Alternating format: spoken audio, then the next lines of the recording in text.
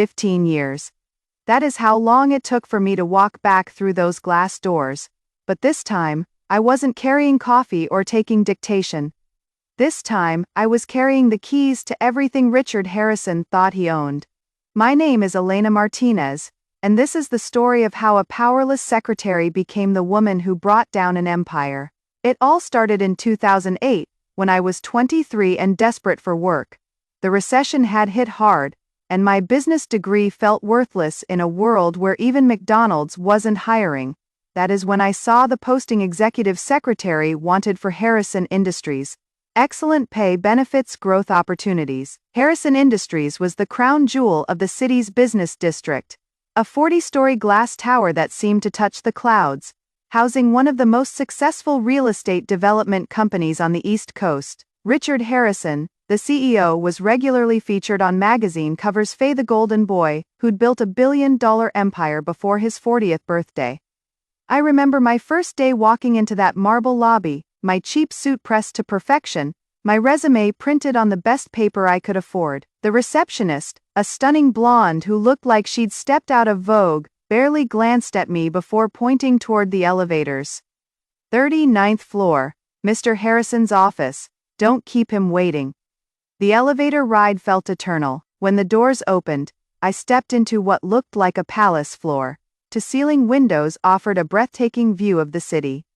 The reception area was larger than my entire apartment, decorated with original artwork and furniture that probably cost more than I made in a year. You must be Elena. A woman in her 50s approached me, her silver hair perfectly styled, her smile warm but professional.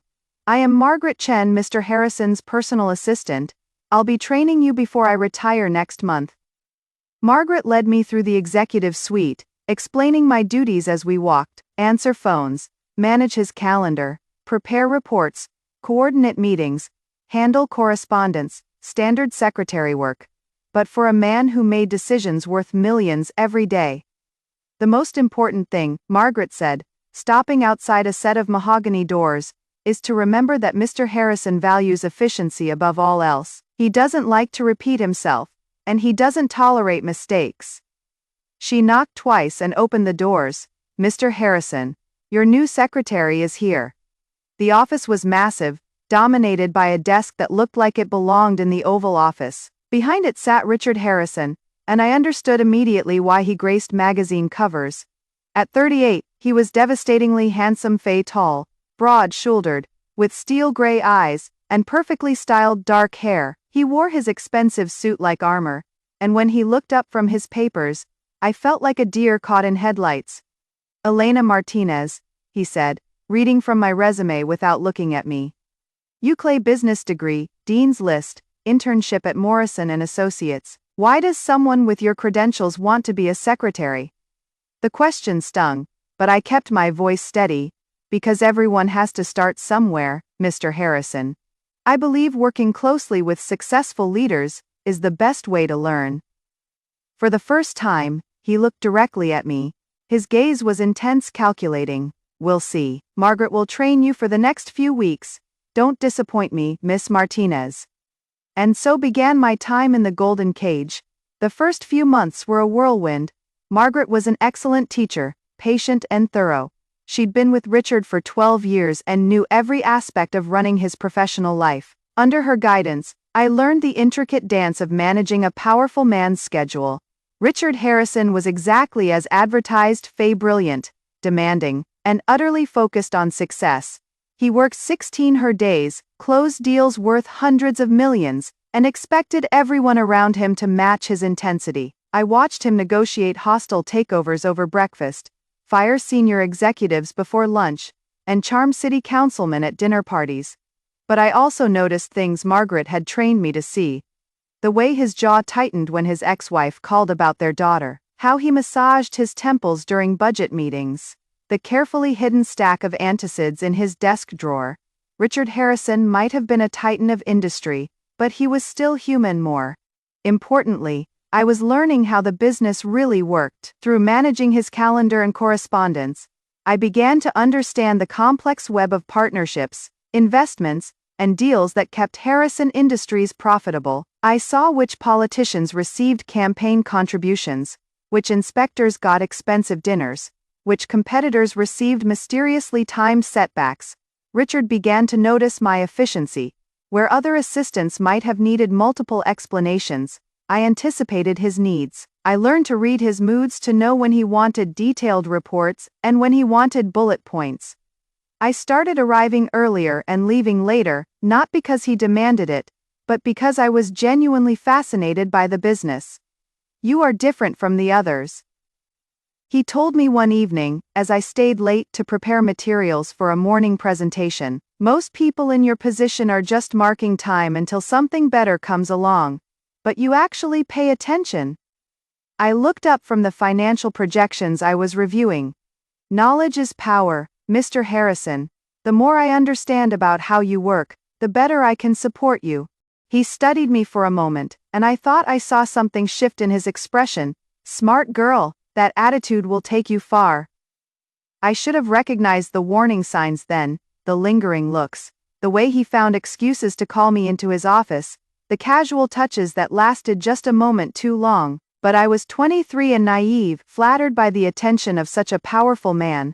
The harassment started small. It began with compliments that crossed professional boundaries, comments about my appearance, suggestions that I dress more fashionably to represent the company better. Richard started offering to pay for new clothes, saying it was a business expense. You are the face people see when they visit my office, he explained one morning, his hand resting on my shoulder as he stood behind my desk. Image matters in this business, Elena. I want to help you project success. I declined politely, but the pressure continued. He began scheduling late, night work sessions that seemed designed more to keep me in the office alone with him than to accomplish anything meaningful. During these sessions, he would stand closer than necessary, his breath on my neck as he reviewed documents over my shoulder. You smell nice, he murmured one evening, his hand trailing down my arm. What perfume is that? I stepped away, my heart pounding. Mr. Harrison, I think the Morrison contracts are ready for your review. He smiled, but there was something predatory in it. Of course, back to work. The gifts started next. Expensive jewelry that he claimed were performance bonuses, flowers delivered to my apartment with notes praising my dedication, invitations to dinner that were presented as business meetings but felt increasingly personal. I tried to maintain professional boundaries, but Richard Harrison was a master manipulator. He knew exactly how to make me feel special while simultaneously making me feel trapped. He would praise my work effusively in front of other executives, then suggest that my success was dependent on keeping him happy. You've come so far since you started here, he told me during one of those late-night sessions. I've invested a lot in your development, Elena. I hope you appreciate that. The message was clear. My career existed at his pleasure, but I was also learning things about Richard Harrison that he didn't realize. As his secretary, I had access to everything: his emails, his financial records, his private conversations. I saw the bribes disguised as consulting fees, the environmental violations covered up with payoffs, the safety inspections that were mysteriously passed despite obvious problems. I started keeping copies of everything. It wasn't a conscious decision at first. I told myself I was just being thorough, maintaining complete records for his protection, but somewhere in the back of my mind, I knew I was gathering ammunition. Maybe it was instinct, maybe it was self-preservation, but every dirty deal, every corrupt transaction, every illegal kickback, I documented it all. And then came the night when Richard decided subtlety was no longer necessary. It was a Friday evening in November, 3 years into my employment at Harrison Industries. Most of the staff had gone home, but Richard had asked me to stay late to prepare for a major presentation the following Monday. The office was empty except for security guards and cleaning crews. I was working in the conference room, spreading out charts and financial projections, when Richard entered and closed the door behind him. The soft click of the lock made my blood run cold. You've been working so hard lately, he said, loosening his tie as he approached the table where I was working. I think you deserve a more substantial bonus. Mr. Harrison, I really need to finish these reports, I replied, not looking up from the papers, hoping he would take the hint. But he didn't stop. Instead, he moved around the table until he was standing directly beside me, his presence overwhelming in the quiet room. "The reports can wait," he said softly, his hands settling on my lower back. "You know, Elena, I've been watching you for 3 years. You are special, different from the others." I tried to step away, but he grabbed my wrist, his grip firm enough to be threatening without leaving obvious bruises. "Mr. Harrison, please." "Richard," he corrected, his voice taking on a harder edge. "I think we're past formalities. Don't you, after everything I've done for you, the opportunities I've given you?" His other hand moved to my face, and I could smell the whiskey on his breath. "You are beautiful, Elena, and smart. We could be so good together." "I am not interested," I said as firmly as I could manage, though my voice was shaking. "This is inappropriate. I work for you." His grip on my wrist tightened. "That is exactly why it is perfect. I own this company, Elena. I own your career, your future, everything you have I gave you." The threat was unmistakable: submit, or lose everything. "Please let go of me," I whispered. For a moment, we stood frozen, his gray eyes boring into mine. I could see him calculating, deciding how far to push. Then he released my wrist and stepped back, but his smile was anything but reassuring. "Think about it," he said casually, as if we'd been discussing the weather. "Take the weekend. But remember, Elena Faye, in this business, you are either an asset or a liability. And I don't keep liabilities on my payroll." He straightened his tie and walked toward the door, pausing to look back at me. "Oh, and Elena, I'd appreciate if you kept our conversation private. You know how people like to gossip in offices like this. Might be bad for your reputation." The threat was crystal clear: submit to his advances, or face consequences. I finished the reports with shaking hands, my mind racing. I knew exactly what would happen if I refused him. Richard Harrison was not a man who accepted rejection gracefully. He would find ways to make my life miserable, to discredit me, to destroy any chance I had at a career in this industry. But I also knew what would happen if I gave in. It wouldn't be a one-time thing. Men like Richard Harrison saw compliance as ownership. Once I crossed that line, I would become his property, subject to his desires, whenever and however he demanded. That weekend, I made my decision. Monday morning, I walked into Richard's office, with my resignation letter. "What is this?"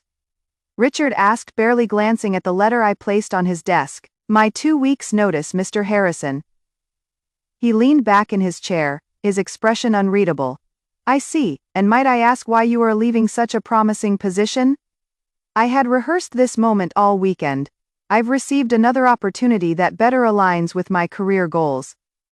"Another opportunity." He set the letter aside and folded his hands. "That is interesting because I haven't provided you with a reference yet, and in this industry, Elena, recommendations matter a lot." The threat was subtle but unmistakable. "I understand," I replied evenly. "Do you?" He stood and walked around the desk, stopping just close enough to be intimidating. "Because I am not sure you do. You see, Elena, when someone has access to as much confidential information as you do, their departure needs to be carefully managed." He picked up his phone and dialed an extension. "Security? Yes, I need an escort for Miss Martinez. She'll be leaving us today." My heart sank. Not 2 weeks. Immediate termination. "There has been a complaint about some missing petty cash," Richard continued, his eyes never leaving mine. "Nothing we can prove, of course, but enough to raise questions about integrity. You understand how these things work. Elena, perception is reality in the business world." I understood perfectly. He was creating a theft allegation, nothing criminal that would require real investigation, but enough to poison my reputation. No company would hire someone who left their last position under suspicion of stealing. "That is not true," I said quietly. "Truth is what people believe," Richard replied. "And I have a very persuasive reputation in this city." 2 security guards appeared in the doorway. Richard nodded toward them. "Please escort Miss Martinez to her desk. She can collect her personal belongings under supervision. I want her out of the building in 30 minutes." The walk to my desk was humiliating. Every eye in the office followed us, whispers starting immediately. I could see the questions on my colleagues' faces. What did she do? Why the security escort? Within hours, Richard's version of events would spread throughout the entire company. I packed my few personal items, into a cardboard box while one of the guards watched. My college diploma, a small plant, a photo of my family, 3 years of my life, reduced to a few memento that fit in a banker's box, your company laptop and access cards.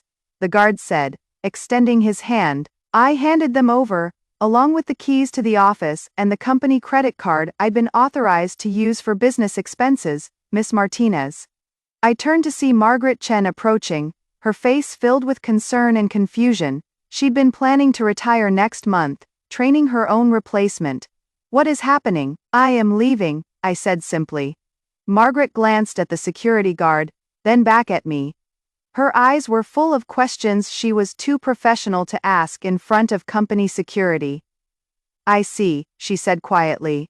Then, louder. Well, I hope everything works out for you. As the guards escorted me toward the elevator, Margaret caught my eye one last time. She pressed something small into my palm face so quickly the guards didn't notice. It was a business card on the back. In her neat handwriting were 2 words, "Stay strong." The elevator doors closed, and I watched the numbers descend from 39 to 1. In 30 minutes, Richard Harrison had destroyed my career, my reputation, and my future in this industry. But he had made one crucial mistake. He thought I was just a secretary who happened to see things. He didn't realize I was a UCLA business graduate who understood exactly what those things meant, and he definitely didn't realize that for 3 years, I had been copying every piece of evidence that could destroy him. As the elevator reached the ground floor, and the doors opened onto the marble lobby, I clutched that cardboard box and made myself a promise. Richard Harrison had just declared war on the wrong woman. The next 5 years were the hardest of my life. Richard's reputation campaign was devastatingly effective. Word spread quickly through the insular world of corporate America. Elena Martinez couldn't be trusted. She was a theft risk, a security liability. Job interviews that started promisingly would end abruptly when potential employers called for references. The ones who bothered to explain their rejection would mention concerns about cultural fit or questions about reliability. Most didn't bother with explanations at all. I took whatever work I could find: retail jobs at minimum wage, temp work doing data entry, bartending at night to make ends meet. I moved from my nice bedroom apartment to a studio in a rough neighborhood. I sold my car and took public transportation. My business degree gathered dust while I served coffee and answered phones for companies that would never consider me for anything more challenging. The worst part wasn't the financial struggle, Faye, it was the isolation. Friends from college stopped returning my calls when it became clear I couldn't reciprocate their dinner invitations or weekend getaways. Professional networks that had once seemed so promising dried up when I no longer had the right job title or company affiliation. But I never gave up, and more importantly, I never stopped learning. During those 5 years of exile, I studied everything I could about business, finance, and real estate development. I read every book, took every online course I could afford, attended every free seminar offered by the Small Business Administration. If I couldn't work in the industry, I would understand it better than anyone else. I also kept watching Harrison Industries, their quarterly reports, their public filings, their press releases. I tracked their major deals, their expansions, their setbacks, and I watched Richard Harrison himself, his interviews, his speaking engagements, his charity galas. He was thriving. The company had grown exponentially since I'd left, expanding into new markets and new types of development. Richard had been featured on the cover of Fortune magazine as the dealmaker of the decade. He'd remarried a stunning model turned philanthropist and bought a mansion in the city's most exclusive neighborhood. Meanwhile, I was serving drinks to drunk businessmen and dodging my landlord when rent was late. But I was also building something. Using every spare dollar I could scrape together, I was investing in small properties in overlooked neighborhoods, run down apartments that I could buy cheap and renovate myself. Nothing glamorous, nothing that would catch anyone's attention, but slowly building a portfolio. And I was still keeping records. The files I'd taken from Harrison Industries were just the beginning. Over the years, I'd compiled information from public records, court filings, newspaper articles, and industry publications. I tracked down former employees who'd left under suspicious circumstances. I researched the companies that had suddenly folded after refusing to sell to Harrison Industries. I documented the pattern of corruption and intimidation that followed Richard Harrison wherever he went. By year 5, I had enough evidence to bring down not just Richard, but half the city government and several state-level politicians. But evidence without power is just paper, and I was still nobody. That changed in 2018, when a small firm called Martinez Property Development purchased a struggling apartment complex in the city's revitalizing arts district. The real estate world didn't pay attention to small acquisitions by unknown companies. They had no idea that Martinez Property Development was just getting started. Building an empire from nothing takes patience, strategy, and a willingness to start small while thinking big. For the next 7 years, I methodically expanded Martinez Property Development, reinvesting every penny of profit into new acquisitions. I started with overlooked properties in transitioning neighborhoods, places where other developers saw only problems. But I saw potential, while Harrison Industries focused on massive commercial projects and luxury developments. I built relationships with community leaders, local business owners, and longtime residents. My approach was different from the typical developer playbook. Instead of buying properties and displacing existing tenants with massive rent increases, I renovated thoughtfully, kept rents reasonable, and made genuine efforts to preserve the character of neighborhoods. It was slower and less profitable in the short term, but it built something more valuable than money: trust and loyalty. The small business owners whose rent I kept stable became advocates. The families I helped avoid displacement spread word about the developer who actually cared about communities. Local politicians noticed a developer who worked with neighborhoods instead of against them. I also made strategic partnerships with other small women-owned and minority-owned businesses. We formed a network of companies that supported each other's growth, sharing resources and opportunities, while the established players in the industry maintained their exclusive old boys networks. We were building something new, but I never forgot the larger goal. Every successful project gave me more credibility. Every community relationship gave me more political connections. Every dollar of profit gave me more resources for the next phase, and every year, I learned more about how the industry really worked. Not just the legitimate business practices, but the corruption and manipulation that lurked underneath. By 2020, Martinez Property Development was managing over 200 units across the city. We'd successfully revitalized 3 struggling neighborhoods without displacing longtime residents. I'd been featured in the local business journal as an emerging leader in ethical development. But I was still thinking small compared to Harrison Industries. That changed when the pandemic hit. While larger development companies struggled with their highly leveraged projects and massive overhead, my smaller, more adaptable company thrived. We converted underutilized commercial space into affordable housing. We partnered with the city to provide temporary housing for essential workers. We adapted quickly to changing market conditions. Meanwhile, Harrison Industries was struggling. Their massive luxury projects suddenly had no buyers.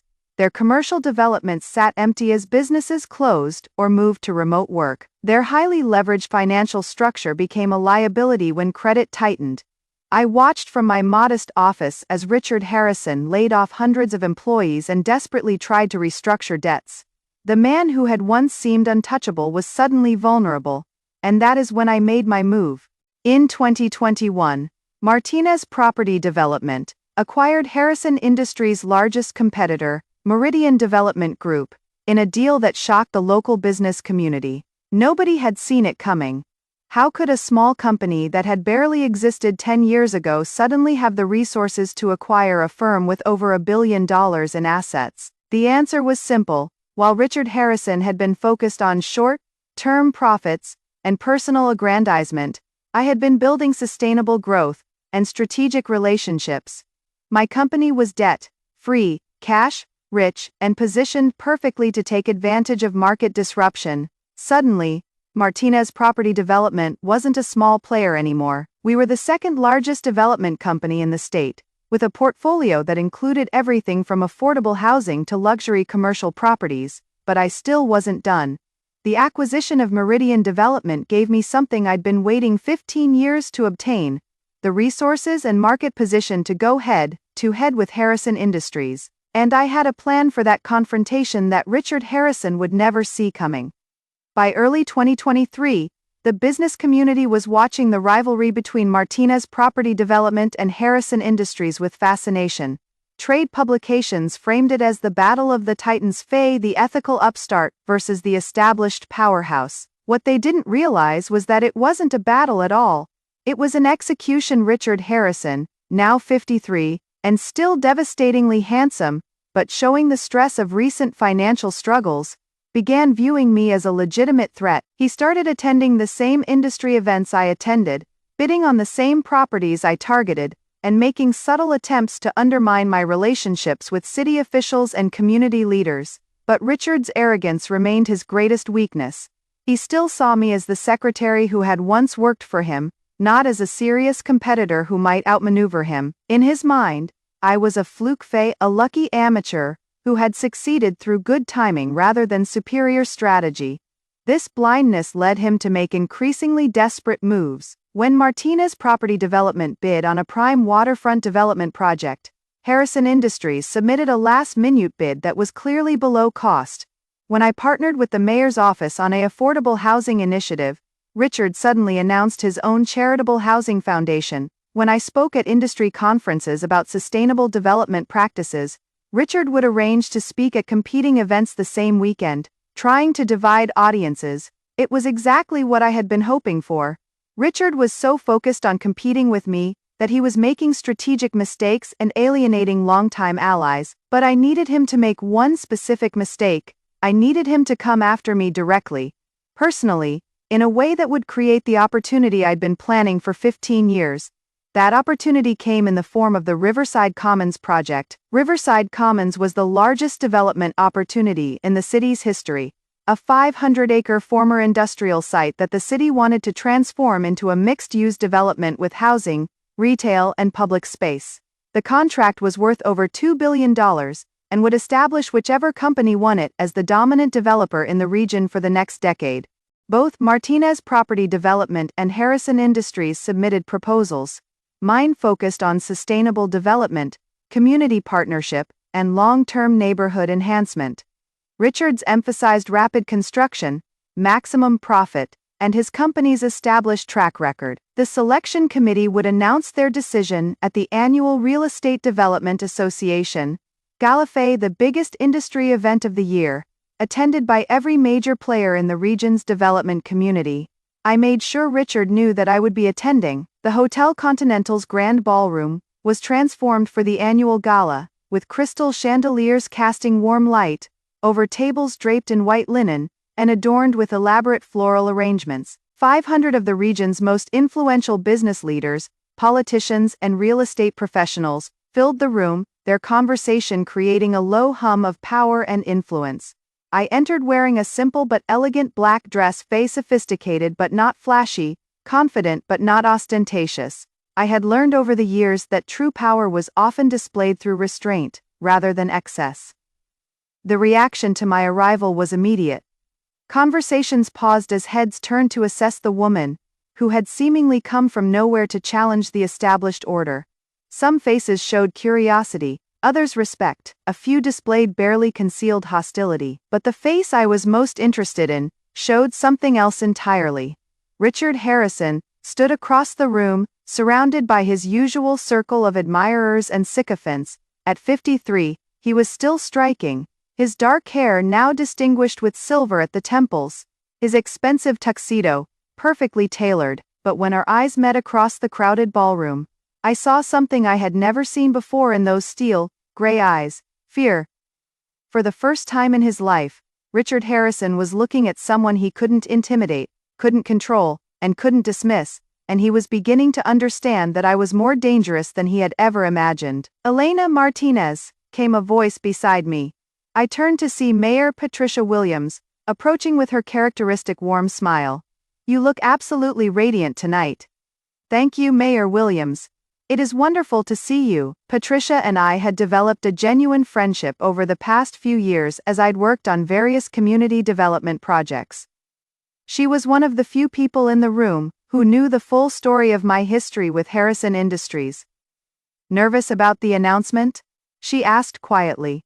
"Excited," I replied. "Whatever happens, It has been an honor to compete for such an important project. Patricia nodded, but I caught the slight smile that suggested she knew something I would find interesting. The dinner portion of the evening proceeded with the usual succession of courses and speakers. I found myself seated at a prominent table with other major developers, city council members, and business leaders. The conversation was polite, but charged with undercurrents of competition and alliance. Throughout the meal, I was aware of Richard's presence across the room. He was performing his usual role as the charming host, working the room with practiced ease, but I noticed that his smiles seemed forced, his laughter slightly too loud. The man who had once commanded every room he entered was working harder than usual to maintain his image. Finally, after what felt like an eternity of speeches and awards presentations, Association President Michael Chen stepped to the podium for the evening's main event. "Ladies and gentlemen," he began, his voice carrying clearly through the now silent ballroom. The decision regarding the Riverside Commons development project was not an easy one. We received several exceptional proposals from some of the region's most respected developers. I felt the energy in the room shift as everyone focused their attention on the announcement that would reshape the local development landscape. After careful consideration of all factors: financial capacity, community impact, sustainability measures, and track record, the selection committee has chosen Martinez Property Development to lead the Riverside Commons project. The applause that followed seemed to echo in slow motion. I felt a surge of triumph, mixed with something deeper, vindication. 15 years after being escorted from Harrison Industries in humiliation, I had just been awarded the largest development contract in the city's history. But as gratifying as that moment was, it wasn't the moment I had been waiting for. That came 30 seconds later, as the applause died down and I stood to acknowledge the award across the room. Richard Harrison rose from his table and began walking directly toward me, his face flushed with rage and his composure finally cracking. This was the moment I had orchestrated, the moment when Richard's arrogance and fury would overcome his judgment, the moment when he would make the mistake I needed him to make. The ballroom fell silent as 500 of the most influential people in the region watched Richard Harrison approach Elena Martinez. Everyone sensed that something significant was about to happen, but no one could have predicted just how significant it would be. Richard stopped directly in front of me, close enough that his voice would carry to the nearby tables, but wouldn't reach the entire room. "Congratulations," he said, his voice tight with controlled anger. "I have to admit, I am surprised they gave such an important project to someone with your background." I remained perfectly calm, my voice steady and clear. "Thank you, Richard. I am sure Martinez Property Development will do an excellent job with the project." The use of his first name was deliberate, a reminder to everyone listening that we had a personal history, while also demonstrating that I wasn't intimidated by his presence. "I suppose they don't do background checks like they used to," Richard continued, his voice getting slightly louder. "I mean, when I think about the kind of person who would steal from their employer." And there it was, the defamation I had been waiting 15 years for him to repeat in public, in front of witnesses who mattered. "I am sorry," I said calmly. "Could you repeat that? I want to make sure I heard you correctly." Richard's face was now noticeably flushed, and his voice carried clearly across the nearby tables.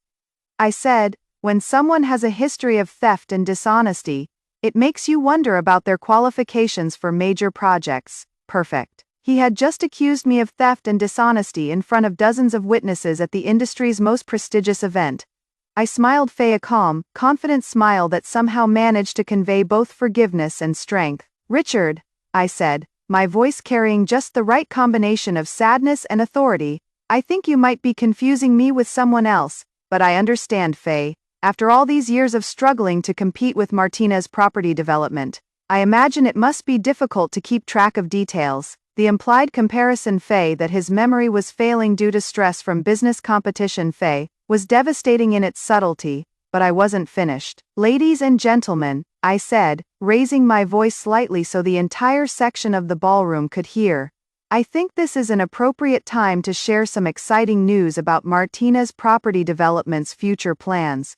I reached into my evening purse and withdrew a small folder. "Tonight, I am pleased to announce that Martinez Property Development is acquiring Harrison Industries. The gasp that rippled through the ballroom was audible. Richard's face went white, then red, then white again.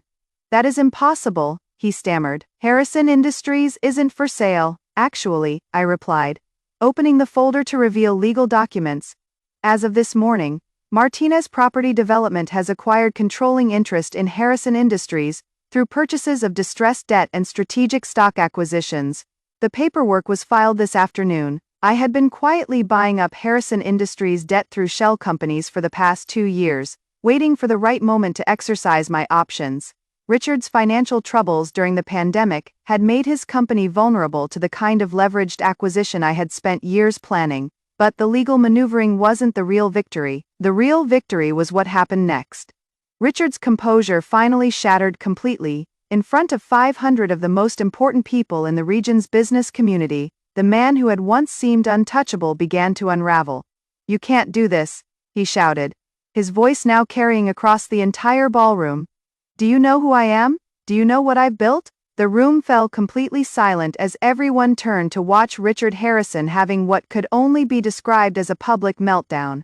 "What you built," I said quietly, "was built on corruption, intimidation, and the destruction of anyone who stood in your way, but that ends tonight." I turned to address the room, my voice calm and authoritative. "Ladies and gentlemen, over the next few weeks, you'll be hearing some disturbing revelations about business practices at Harrison Industries. I want you to know that Martinez Property Development is committed to conducting a thorough investigation and cooperating fully with any law enforcement inquiries that may result." Richard grabbed my arm. "A mistake that was witnessed by hundreds of people. You can't destroy me," he hissed. "I know things about you. I'll tell everyone what you really are." I looked down at his hand on my arm, then back at his face. "Richard," I said, my voice carrying clearly through the silent ballroom, "I know exactly what I am. I am the secretary you tried to assault 15 years ago. I am the woman you had fired and defamed to cover up your crime, and as of today, I am your new boss." I gently but firmly removed his hand from my arm. "Security will escort you out. You are no longer welcome at company events." The silence that followed was deafening. Richard Harrison, the man who had dominated the region's development industry for over 20 years, stood frozen in the middle of the ballroom as 2 security guards approached.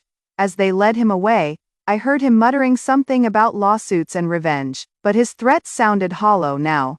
The desperate words of a broken man who had finally met his match.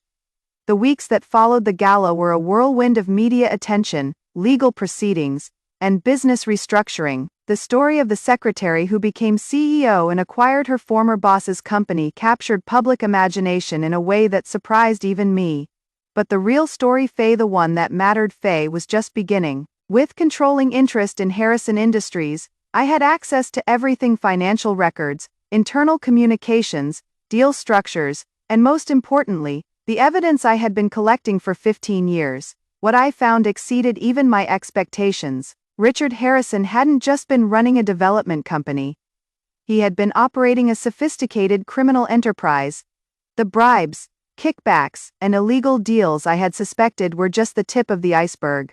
There were shell companies in offshore tax havens, manipulated environmental impact studies, fraudulent safety inspections, and a network of corruption that reached into City Hall, the state legislature, and even federal agencies. But the most damning evidence wasn't financial, it was personal. Hidden in Richard's private files were communications with private investigators he had hired to track and harass former employees who had left the company under suspicious circumstances. There were women who had been systematically destroyed professionally after refusing his advances. There were whistleblowers who had been silenced through intimidation and legal threats. I wasn't his only victim. I was just the one who had survived long enough to fight back. Working with federal prosecutors, I provided evidence that led to a sweeping investigation of corruption in the region's development industry. The FBI raids on Harrison Industries offices made front-page news for weeks. City council members resigned in disgrace. State legislators were indicted. The entire power structure that had enabled Richard's crimes for decades began to crumble. Richard himself was arrested on charges, including fraud, bribery, conspiracy, sexual harassment, and witness intimidation. The man who had once graced magazine covers as a business visionary was now facing decades in federal prison, but even as I watched justice finally being served, I knew that the legal consequences weren't the real victory. The real victory was what I had built while he was destroying himself.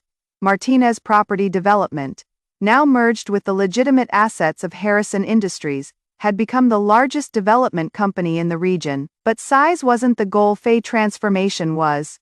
Under my leadership, the company adopted practices that prioritize community benefit alongside profit.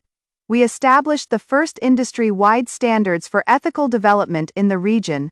We created partnerships with minority-owned businesses and women-owned enterprises. We pioneered sustainable building practices that other companies began to adopt. Most importantly, we created a corporate culture that protected employees and valued integrity over profit. I instituted a zero-tolerance policy for harassment and discrimination, backed up by independent oversight and transparent reporting mechanisms. I established profit-sharing programs that gave every employee a stake in the company's success. I created mentorship programs specifically designed to help young professionals, especially women and minorities, advance in an industry that had traditionally excluded them. The offices that had once been Richard Harrison's domain were completely transformed.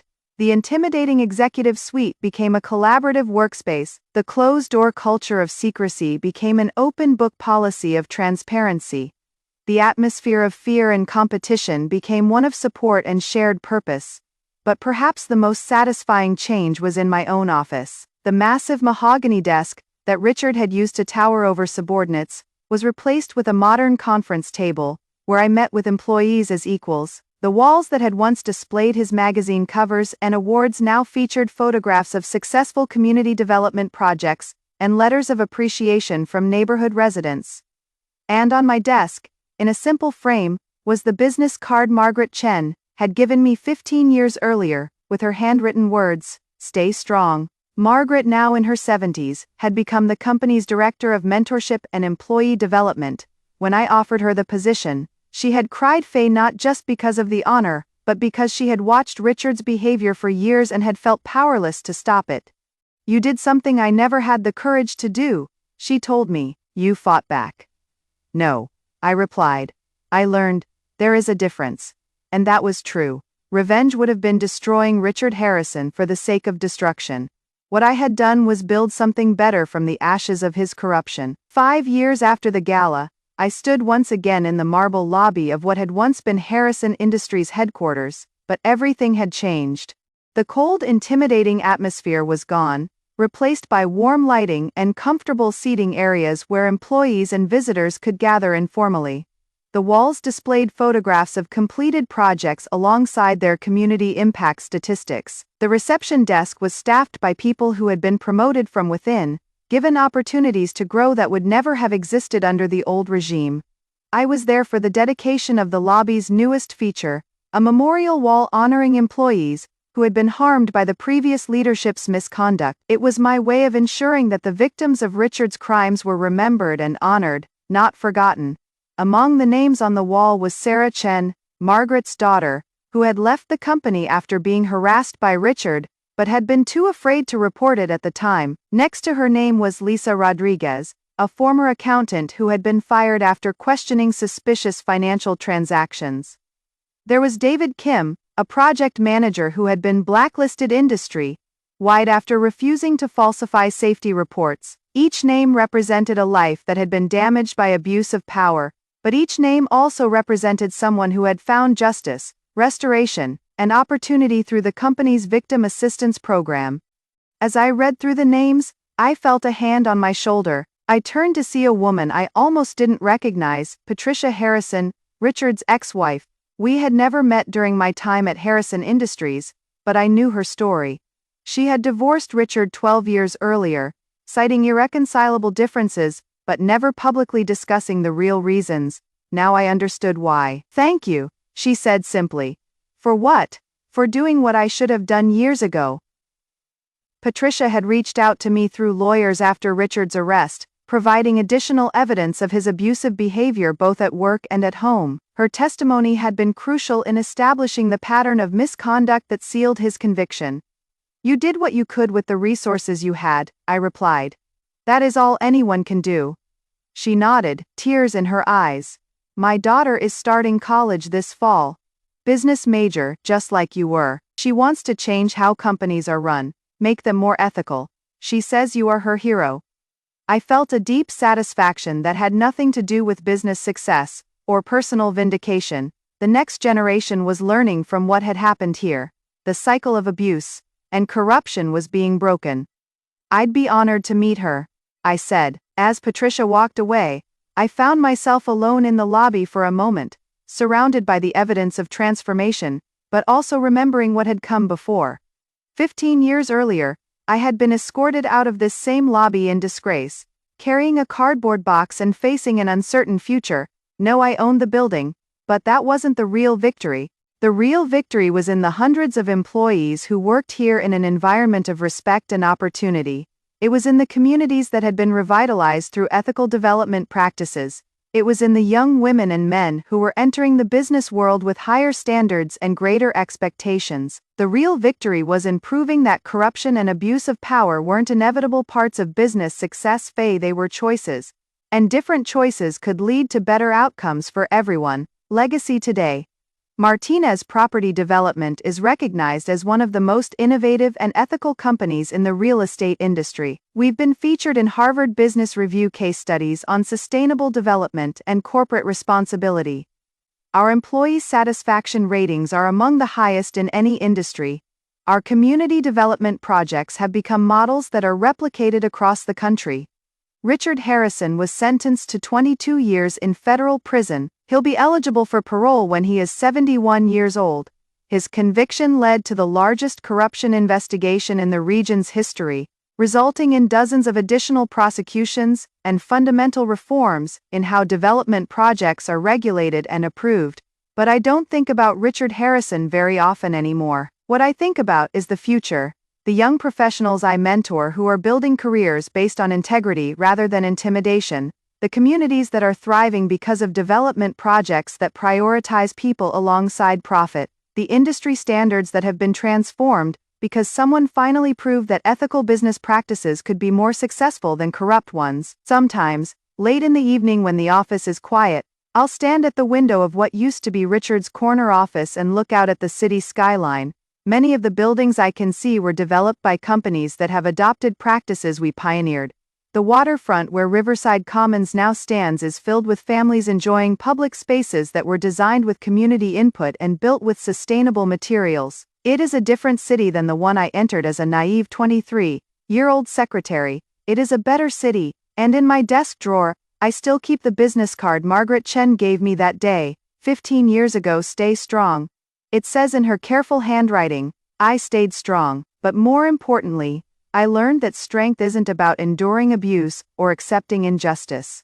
Real strength is about building something better, something that makes the world a little more just and a little more hopeful. Richard Harrison thought he was teaching me a lesson about power when he destroyed my career and my reputation. What he actually taught me was something far more valuable, that true power comes not from tearing others down but from lifting them up. That is a lesson I carry with me every day. And it is the foundation of everything we've built. My name is Elena Martinez. I was a secretary who became a CEO. But more than that, I am a woman who proved that justice delayed is not justice denied. It is justice prepared. And I am just getting started.